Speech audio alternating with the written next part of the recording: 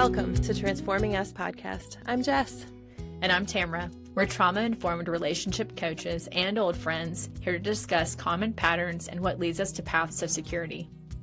You know, people are feeling overwhelmed and disconnected in their painful relationships, which often leads to mental health crises. We want to share some new ideas and practices to help you cultivate curiosity, compassion, and to redeem the patterns in your relationships, starting with yourself. Join us on this journey of transforming us. Grab a cup of coffee and let's dive in.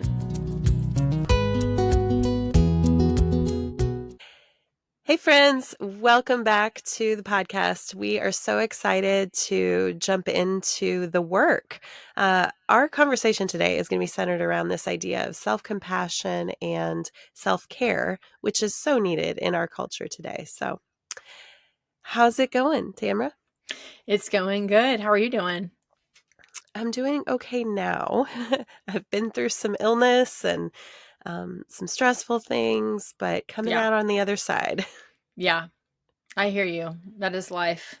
I feel like I'm sort of in the same boat, but I'm excited to be here with you today. And Yeah, it's a journey of trying to figure out how to do this type of work in real life, isn't it? yeah, it is. Yeah, for sure. Yeah.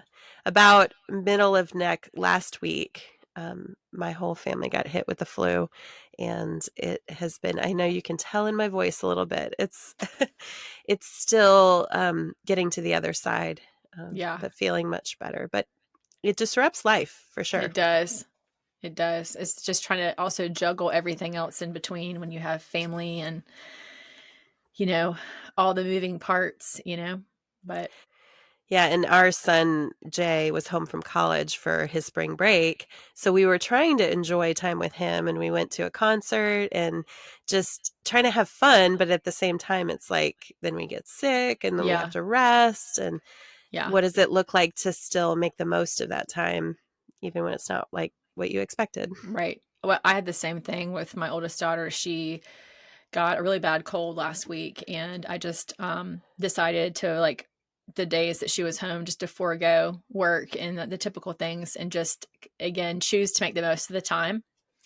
And so we just ended up, she wasn't so sick that she couldn't still be up and chat. So we just talked, we watched a movie, just trying to, enjoy the moment while we have it together, even in the midst of sickness, Yeah, you have to do that. And I did the same with my son, Dakota, who's 5. Like, he got sick, and just cuddling and sometimes you have to lay down the to-do lists and the things that you feel the pressure to produce and just be. 100%. Mm-hmm. That grace is really, really important. Yeah. And that's what I know we've even talked about, but the motto of life comes before laundry, being able to unexpected things come, and you just have to be able to roll with it and then just make the most of it. And honestly, I feel like sometimes those end up being some of the most good core memories. It's those just natural, unexpected but authentic moments. Yeah. And just choosing to be present for the things that you need to be available for, and it requires you shifting your energy or changing your plans, Mm-hmm. to show up for the other things that need you. That's so good. Mm-hmm. So good. As we transition into this conversation about self-compassion and self-care, this what we are having to practice every single day ourselves. There's a quote by Abraham Maslow, which many people know, in psychology. He had the Maslow's hierarchy of needs, and just this idea of what it looks like to have the most important things taken care of and then go on from there. He said, in any given moment, we have 2 options: to step forward into growth or step back into safety. So when we think about self-care, especially, we have physical needs, we have emotional needs. In his hierarchy of needs, he then talks about love, connection, a need for belonging. These are all the basic foundational, the bottom 3 parts of his theory. And they're also the kind of more externals. And then you move on to things like self-esteem, self-compassion, creativity, purpose, fulfillment. These are all like internal. Mhm. Um, so I think it's just really helpful to just keep in mind we we have to be safe. We have to, you know, have the basic things met, and then we can grow to these places of self-esteem and self-compassion and creativity and purpose. But it's a journey, Mhm. you know, and For sure. you have to pay attention. Yeah.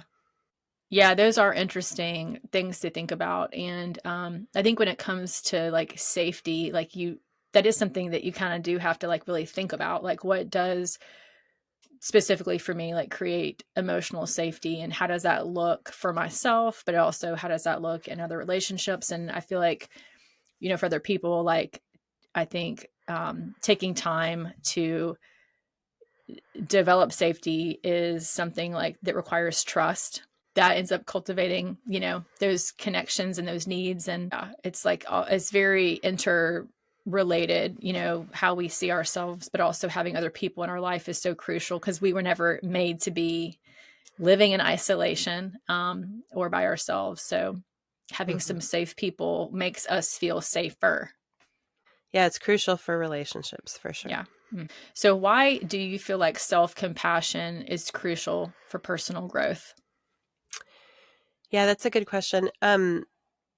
In the space of trying to learn how to have compassion and grace for yourself, um, we we want to build resilience. So, like, when you can be gentle with yourself and not be harsh, not be self-judging, and observe and just be curious and walk through challenging things, um, with that compassion, like compassion that often we are quick to show other people, especially women, Hmm. and we can extend that grace to them.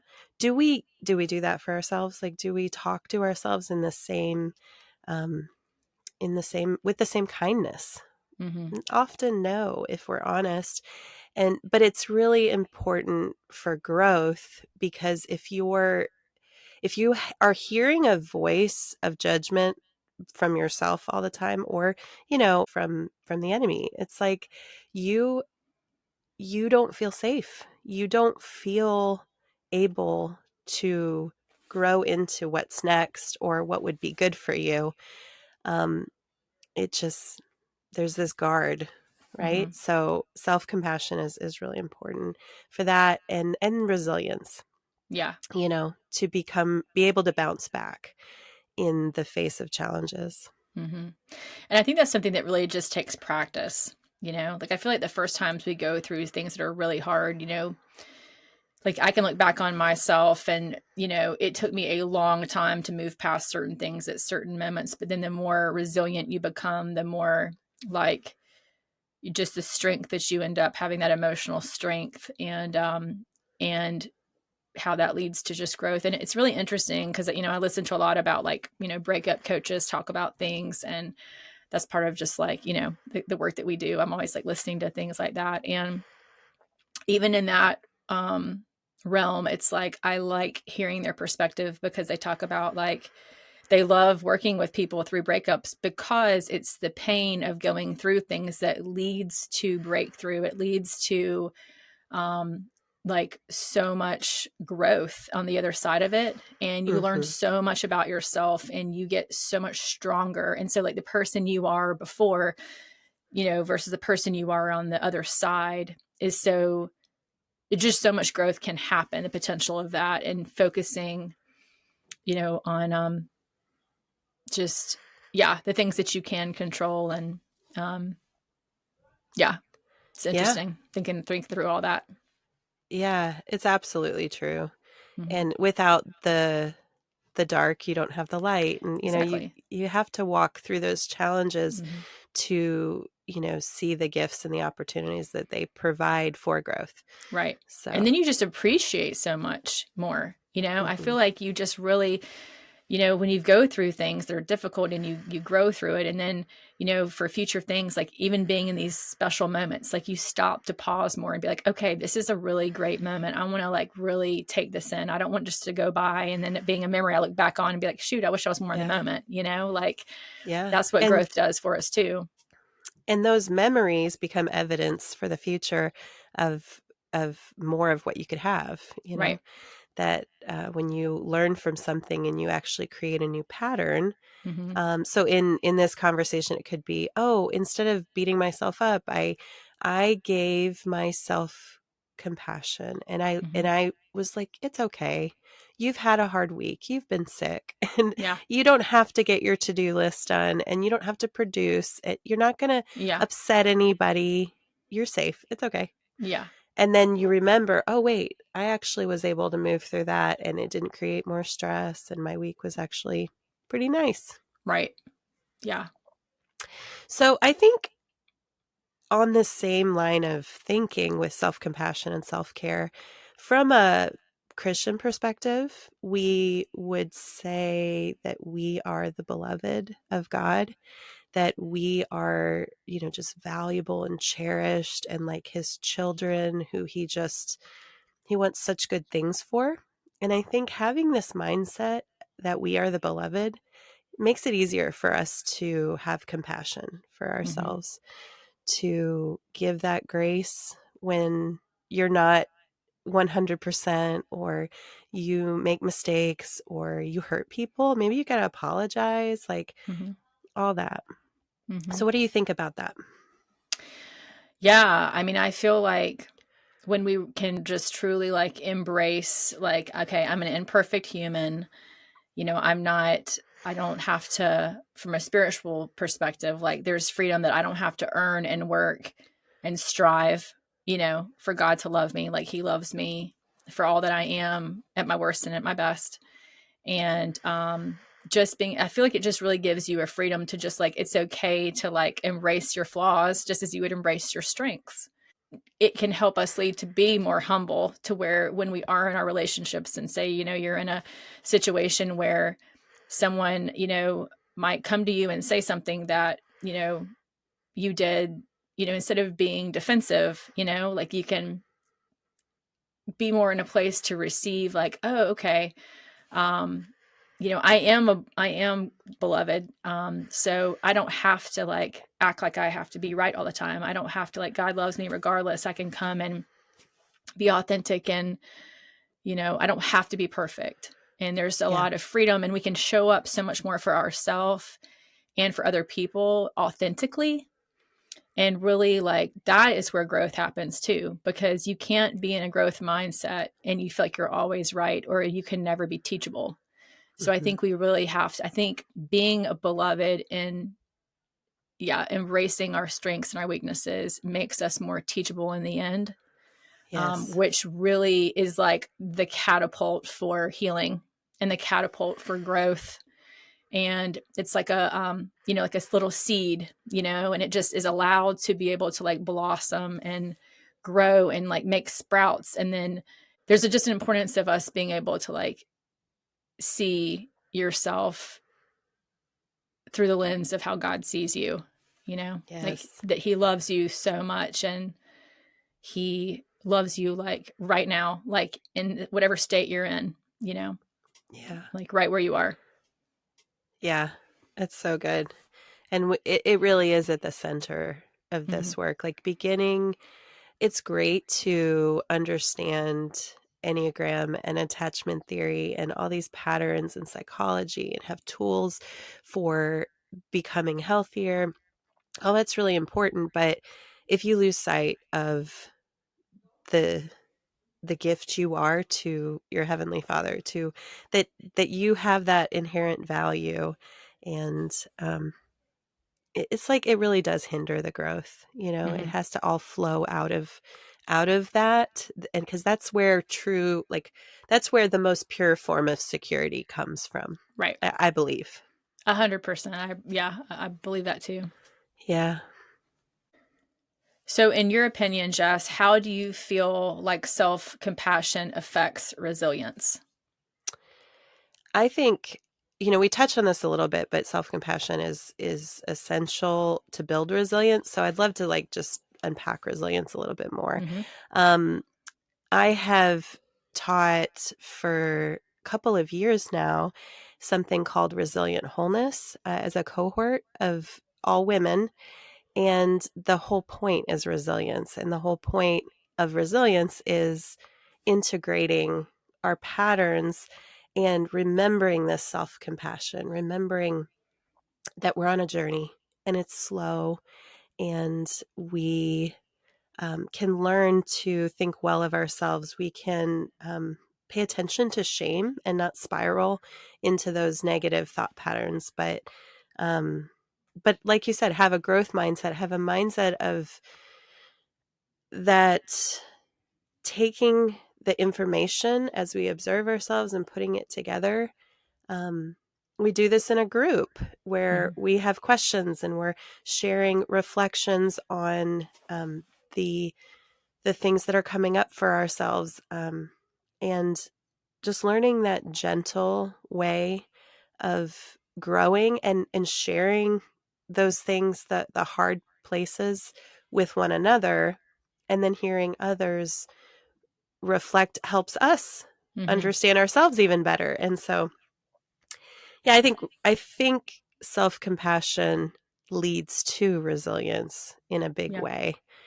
So, Yeah. And I was a part of that last cohort group that you did. And I really loved how everybody was just able, like, I loved how you would always start it and you would authentically ask, how is everybody doing?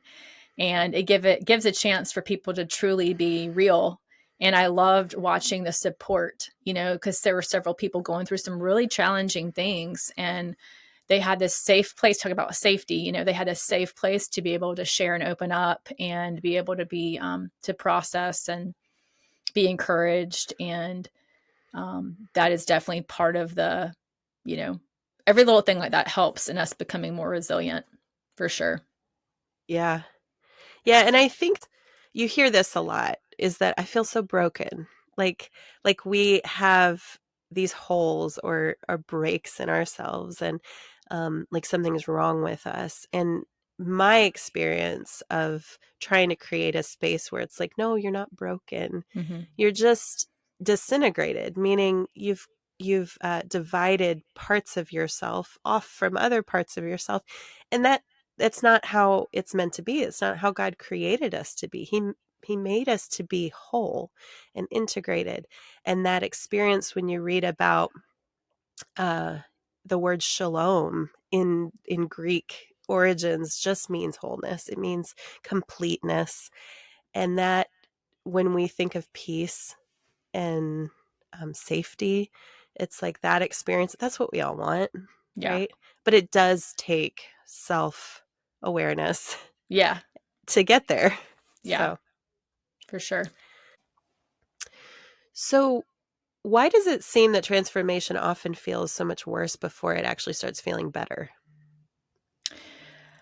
I feel like transformation can often feel really hard because it forces us to have to look at the hard things, like we have to be, again, in a growth mindset to be able to embrace like the parts of us that need tweaking. You know what I mean? Like, because we can see the strengths, but we also have weaknesses. And sometimes it can be hard looking at our weaknesses because we have to face wounds or we have to face things, like that are hard.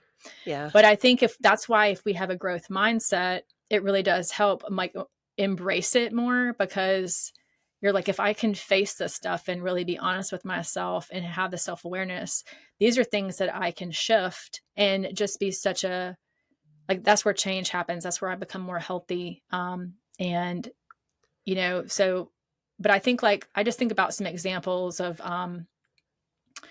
like, I mean, there's just several that come to mind, but like learning how to be a better listener. You know what I mean? Like, I can look back on I'm an extrovert, so it's easy for me to just like talk. And I, had to learn, like, to be aware, to um, shut my mouth more, like to be able to really like stop and really be, truly like interested in the person I'm talking with, and like listening and just being a better listener. You know what I mean? Yeah. That was something that I had to work on. When I remember like in my 20s, like that was something I had to be like, I wanted to be better at a better listener. And Oh, so, I was gonna say you are such a good listener. Like I really appreciate how you listen. So you definitely have grown in that. well, it is something I've had to really like work through. And I mean, I do feel like I'm a good listener now, but it's taken me time to develop that. And I think that's the point. It's like these things that we can end up being some strengths, like they're not always our original strengths. We have to Yeah. cultivate that. Another one Yeah. I think about, even like with, other people in my family, like my husband grew up, and I can see this in one of the tendencies of my daughter, but like, when they talk, like we've had to be aware of tone. You know what I mean? It's not what you Yeah. say, it's the way you say it. You can catch Yes. a lot more bees with honey. So like learning, but that again takes self-awareness and self-restraint. So in those moments, you know like say you can't find something and you're like looking for stuff in laundry, instead of like rah, rah, like just getting so frustrated and like, you know what I mean, like having an outburst trying to find this thing real fast. It's like you realize like, okay, when I talk to someone, even though I'm feeling that emotion, it's not received well. You know what I mean? Like I need to make sure, again, I need to be more in my head in those moments and think about like, is this coming across like, is this going to make someone defensive with the Yeah. way that I'm asking this? Am I being demanding? Because that's not going to Yeah. produce something. So it's like, and I feel like they're like such normal human Yeah. things because when you're in the moment, you just feel things, right? And it's Sure. like, but it's like learning how to harness those things. But that takes it takes time, it takes practice, it takes self awareness. Um, but the beauty on the other side is we can really develop these parts of ourselves that really serve ourselves, but the people around us beautifully. Yeah. Not perfectly, but beautifully. And I just think transformation is just it's such a journey. It's like the cocoon and the butterfly. Yeah.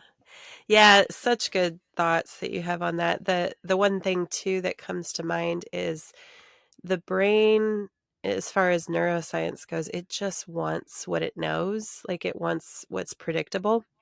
So you have these long established patterns of maybe being triggered by certain things, and then you start doing the work of self compassion and self growth and awareness. And I'm going to try this new response instead. It's practice. It's one of those things that you have to learn it, and so it's not gonna feel natural, which means you're not gonna like it, and it sometimes confuses other people who are used to you showing up maybe in one way, and now you're trying something new, and so none of it's predictable, but it is worth it to just keep practicing and keep trying that new, better Mhm. pattern. And then eventually, the more that you practice, it's laying down new grooves in your brain where it's Yeah, gonna get more natural and natural and natural over time. And yeah, so, and again, but to be kind to yourself because practicing self compassion, because can't change overnight. Like it takes time, and we're yeah, still gonna mess up, and we're still gonna have to go back and apologize sometimes, and that's just being a human. You know, yeah. how can curiosity about yourself lead to transformation?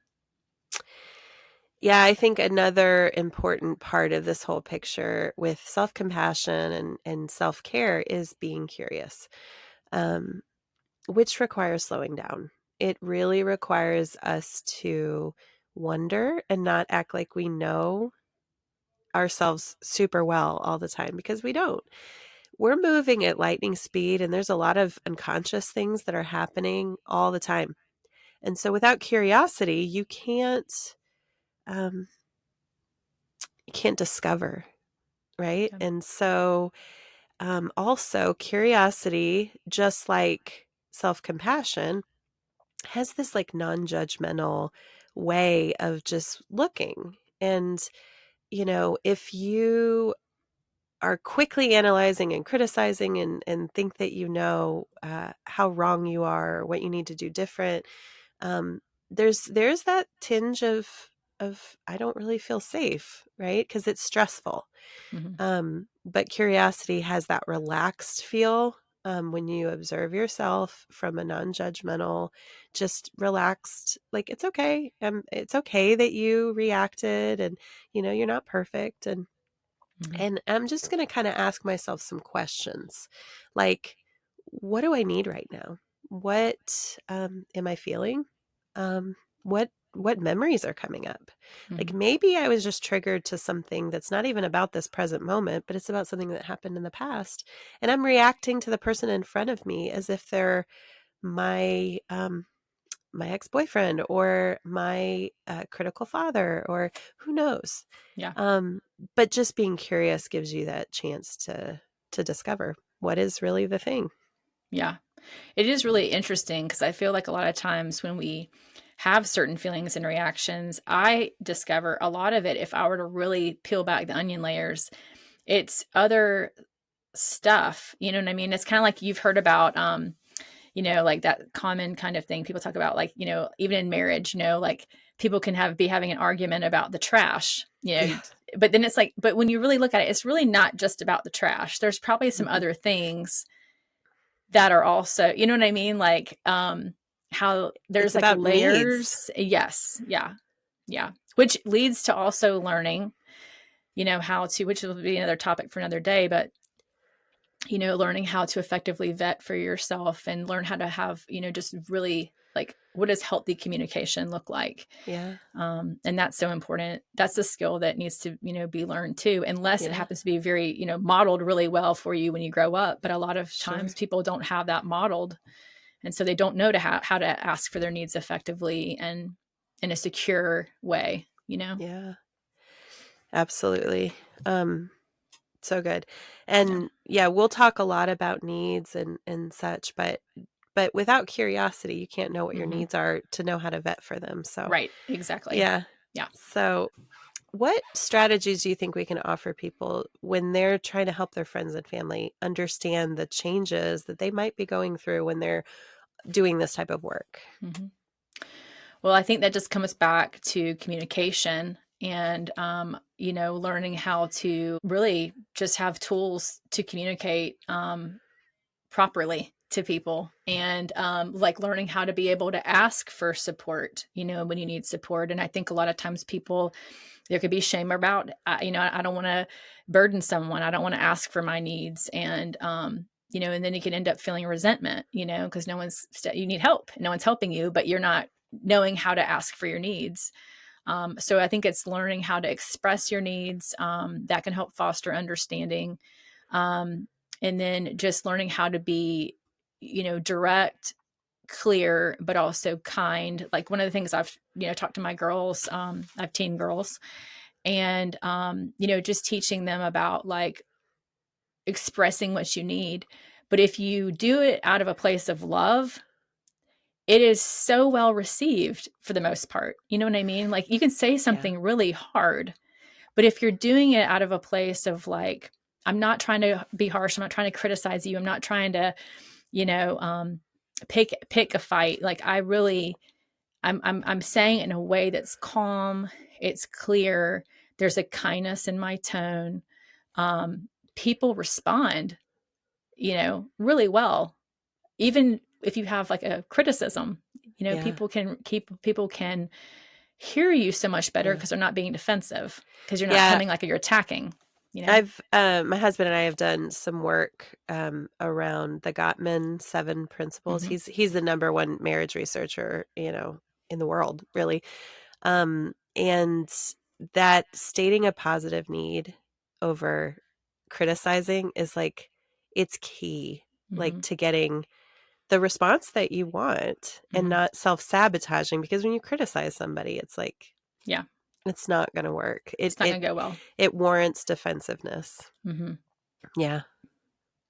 And I would say another thing that I think that comes up, we talk about strategies and things like that. I feel like, and this was something that I've had to really learn over the years. But how to have effective boundaries is so important. And I think boundaries, people think of like, it's like, ooh, boundary. But it's like, actually, no, a boundary is actually the very thing that keeps something healthy. You know what I mean? Like it's a protection of like to where you know, like it's like that whole saying of learning how to say no, because everything I say yes to, I'm saying no to something else. Yes. So if I don't have proper boundaries and someone's like, "Hey, can you do this? Can you do that?" I'm like, "Sure, sure, sure." I'm just like people pleasing. Well, then I'm going to end up overwhelmed. I'm going to not have time. I'm going to not be able to do any of those things well. And then I'm going to end up probably resentful and frustrated. And then I'm going to take it out on the people around me. And it's like this whole like little domino effect. And so I think for me, I have again had to learn over the years, like I need to be more intentional with like the things I say yes to, the things I say no to, and having proper boundaries. And that by me having boundaries is me creating order and helping there be peace in my relationships with myself and with other people. Yeah. Yeah, and that learning and practicing setting boundaries is a little clunky in the beginning because Yeah. sometimes people can be too rigid, and then Hmm. sometimes people can be a little too loose where it's like they don't hold their boundary very well, like Hmm. somebody pushes a little further and they're like, "Okay." Yeah. And Yeah. so it just takes time to get really Hmm. clear for yourself Hmm. on what are you okay with, what are you not okay with, and then you can't control people with your boundaries. Your boundaries are about what you will do Hmm. and what you won't do. Yeah. Um, and then they can do whatever they want. But if your boundaries are set, you feel psychologically safe. Right. For Yeah. sure. And I think that's, I think that also helps, like, even for relationships, like it helps specifically romantic relationships, but it really helps, like, um, set up yourself for better success of knowing, like, here's my clear non-negotiables. Like if someone's starting off in a dating relationship, you know what I mean? Like if you know your Yeah. proper boundaries and your non-negotiables, that like, okay, it's important for this person to be able to talk with me through conflict. Like if they just retreat and don't ever talk about things, then a relationship is not gonna be able to grow and be healthy. So it's like that's Yeah. part of having boundaries though, of knowing when to like say this is just not going to work, or this is worth us working because we're both putting in the effort, we're both choosing. Yeah. It's not perfection, we're not going for perfection, but it's like we have to both be in a place to choose, like for the person to choose each other to grow Yeah. together. Yeah. It makes me also think about this idea of guilt because I know when people start setting boundaries, they start to think about like, oh, is this selfish? Am I Hmm. only thinking about myself by holding this line? Or I'm saying I'm going to start taking time. We're talking about self care and self compassion. Like I'm going to Hmm. start taking time in the afternoons, like just 1 hour to either like just de-stress or like go for a walk or do some journaling. And like, this is what I'm asking my family to respect this time.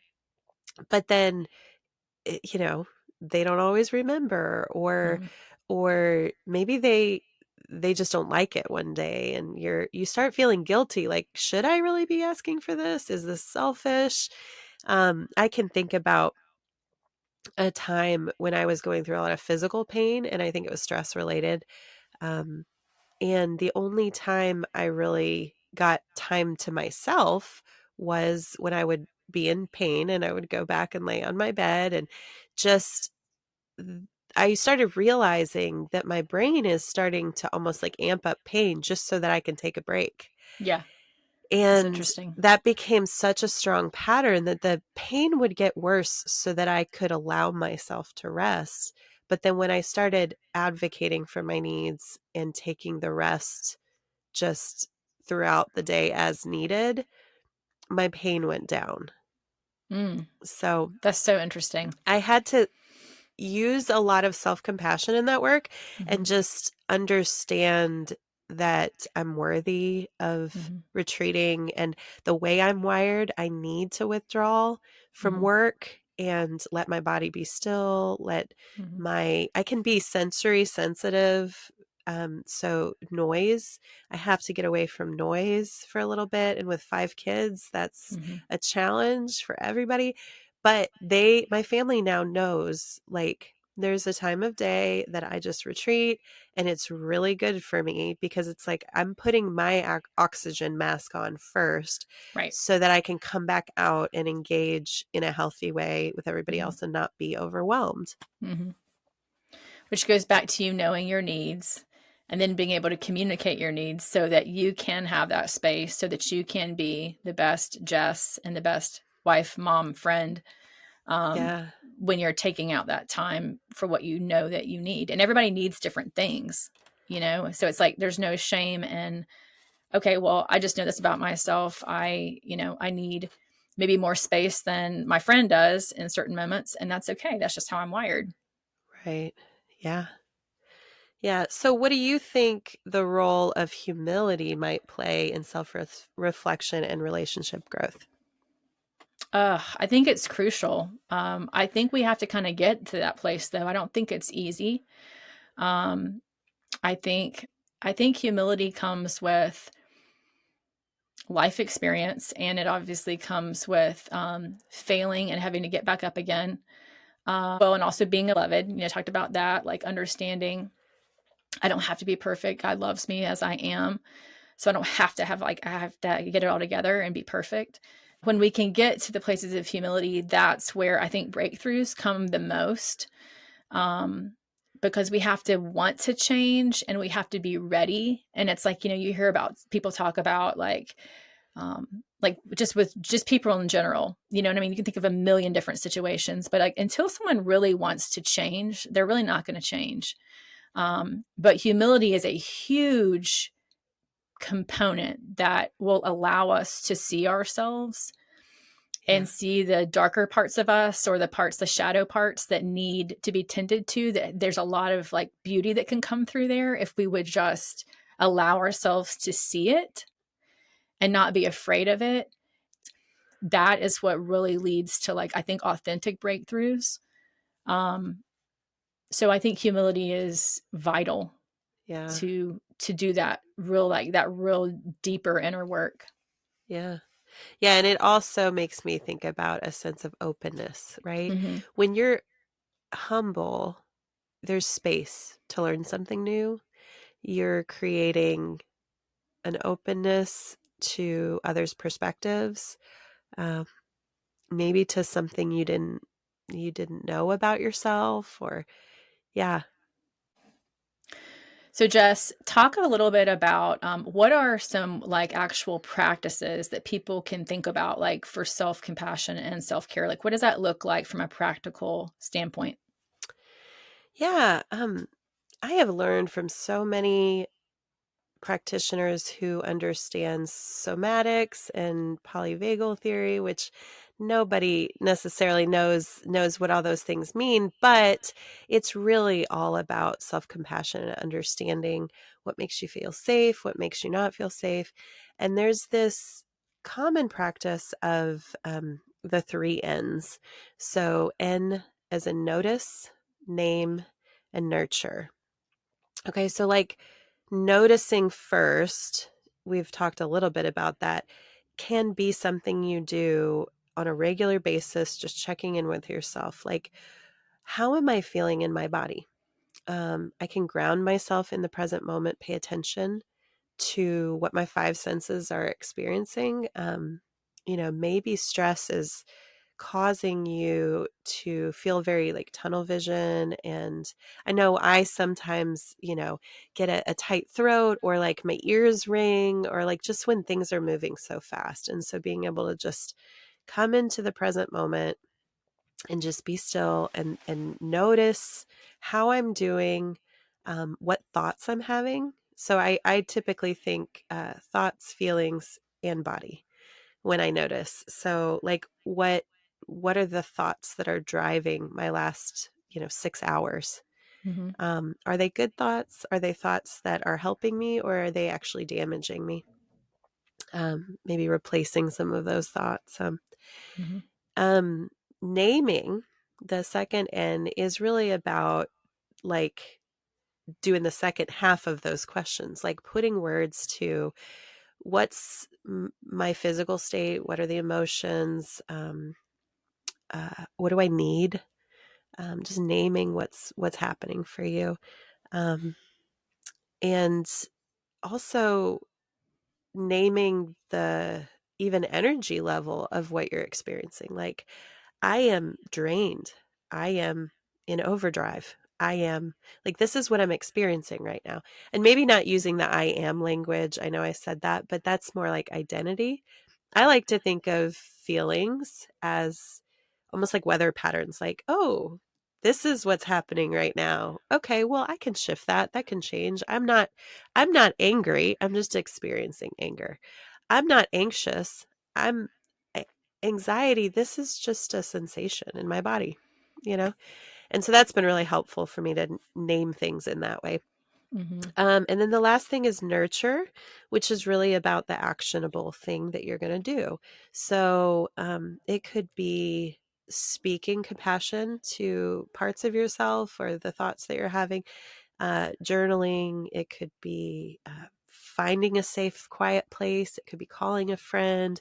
It could be any number of things. But that's the nurturing part, is that Mm-hmm. there's that you are precious, you're beloved, you need nurturing. So let yourself be nurtured, either by Yeah. yourself or by others. Because some people struggle being Mm-hmm. cared for. Yeah. When we get into attachment conversations, that's a Yes. big part of it. Yeah.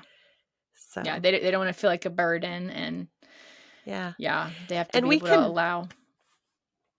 we can link some of these tools and resources in the show notes for Mm-hmm. this episode. Yeah. Well, I am glad that we got to talk about this stuff today. And I hope that, as we do more podcasts, we'll continue to keep doing deep dives in certain topics. But I think today, like, just really thinking about transformation and what does that look like if you were to self reflect, and maybe even carving out, of a few minutes of your own time, whether it's, take a walk or maybe just sit with yourself for coffee and think about, like, some of the things talked about, like, what is healthy communication and boundaries, and what does that look like in my relationships, and you know just having self-awareness, thinking in a self-awareness mindset. So but thanks for joining us today, and as always, I've loved talking with you, Jess. Yeah, yeah, it's been really fun. I think this is, the self-compassion, self-care, all of it. It's like it's so key to where this work starts. Mm-hmm. Yeah. Well, we will talk to y'all again soon. Wishing y'all a beautiful day, and may you be open to everything that comes to you today, because it is all for your transformation.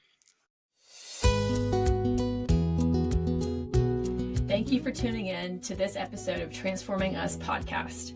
We hope that you enjoyed the conversation and that you found it helpful. If you loved what you heard, we would really appreciate if you would take a moment and leave us a 5-star review and rating. Your support helps us reach more listeners like you. And also, don't forget to follow us on social media and subscribe to our YouTube channel for more relationship content. Then, if you're looking to take your growth to the next level, check out our coaching services and groups at transformingus.org. We're here to help you transform your patterns and enjoy more secure relationships. Until next time, in the words of Raoul Shane, you do not need to do big things. Just do small things in a big way. Then transformation will follow you.